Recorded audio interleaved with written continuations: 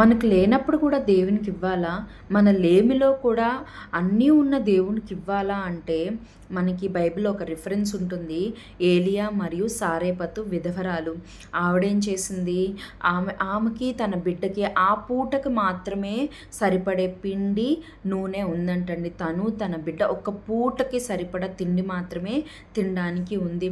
కానీ ఏలియా ఆమెను ఒక రొట్టె నాకు మొదటగా చేసుకొని తీసుకురమ్మని ఆమెను అడిగినప్పుడు ఆవిడ అంటది, దైవజనుడా, మా దగ్గర ఈ పూటకు తినడానికి తప్ప ఏమీ లేదయ్యా, నీకు నేను ఎలా ఇవ్వగలనంటే ఆయన అంటాడు, అమ్మ మొదటిగా నువ్వు అప్పము నాకు తీసుకురా, ఆ తర్వాత నీవు ఆ పిండె పిసుకు తొట్టిలో పిండె తక్కువ కాదు, ఆ నూనె తక్కువ కాదు, నువ్వు అద్భుతం చూస్తావని చెప్పినప్పుడు ఆవిడ నమ్మి మొదటి అప్పం ఆయనకు తెచ్చిస్తుంది. ఆ తర్వాత అబౌండెన్స్ అనేది ఆమె చూస్తుంది. చాలా కాలం తిన్నారంటండి వారు.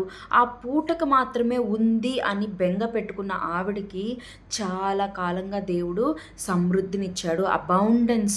మరి నీ జీవితంలో కూడా నువ్వు అనుకోవచ్చు, లేమిలో ఉన్నానులే, అప్పుల్లో ఉన్నానులే, కష్టాల్లో ఉన్నానులే, ఈ నెల ఎలాగోలే అని నువ్వు అనుకోవచ్చు. కానీ నిజంగా నువ్వు దేవుణ్ణి నమ్మినట్లయితే నీ లేమిలో కూడా, నీ కష్టంలో కూడా, నీ శ్రమల్లో కూడా దేవుడికి నువ్వు ఇచ్చినట్లయితే నీవు అబౌండెంట్ బ్లెస్సింగ్స్ చూస్తావు. ఒక సారేపతు విధవరాల ఎలాగైతే చూసిందో మరి నీవు కూడా అంత గొప్ప ఆశీర్వాదాన్ని దేవుడు నీకు ఇవ్వబోతున్నాడు.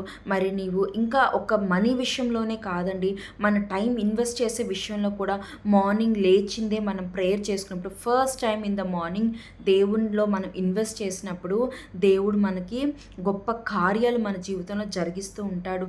ఇంకా మన చుట్టూ ఉన్న వారికి మనం చాలా ప్రయారిటీ ఇస్తూ ఉంటాం. కానీ ఎప్పుడైతే నువ్వు మనుషులందరూ కాకుండా నిజంగా దేవుడికి అందరికంటే ఎక్కువ ప్రాధాన్యత నువ్వు ఇవ్వగలిగితే నీవు నీ జీవితంలో అబౌండెంట్ బ్లెస్సింగ్స్ చూస్తూ ఉంటావు.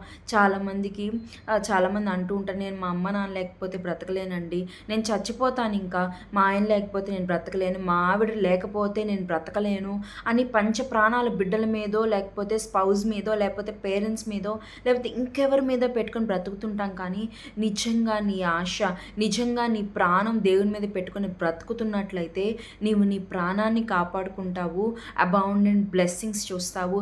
ప్రయారిటైజ్ చేయాలి దేవుణ్ణి మనం. నీ టైం విషయంలో కానీ, నీవు నీ ప్రయారిటీ ఇచ్చే విషయంలో కానీ, ఇంకా ఆలోచన విషయంలో కానీ, డెసిషన్స్లో కానీ ఏదైనా ఫస్ట్ నువ్వు దేవుడిని ప్రయారిటైజ్ చేస్తే నీ జీవితంలో అబౌండెంట్ బ్లెస్సింగ్స్ చూస్తావు. మరి అట్లనే ఆ తర్వాత ఆమె కుమారుడు చనిపోతే ఏలియా మరలా ఆ కుమారుడిని బ్రతికిస్తాడు. అంటే నీవు ఎప్పుడైతే దేవునికి ఫస్ట్ ప్రయారిటీ ఇచ్చి ఆయనకి నువ్వు అన్ని విషయాల్లో ప్రయారిటీ ఇస్తావో దేవుడు అపాయాన్ని కూడా ఒకవేళ నీ మీదకి వచ్చినా అది నీకు హాని చేయకుండా దేవుడు దాని నుంచి నిన్ను తప్పిస్తాడు.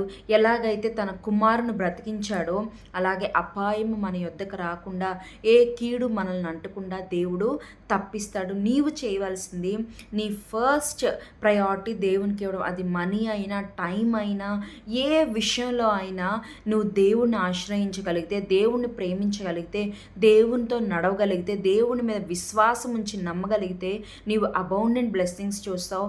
అట్లనే ఏ కీడు దరిచేరకుండా నీవు ఆశీర్వాదాన్ని పొందుకొని దీవెనకరంగా ఉంటావు. ఆమేన్.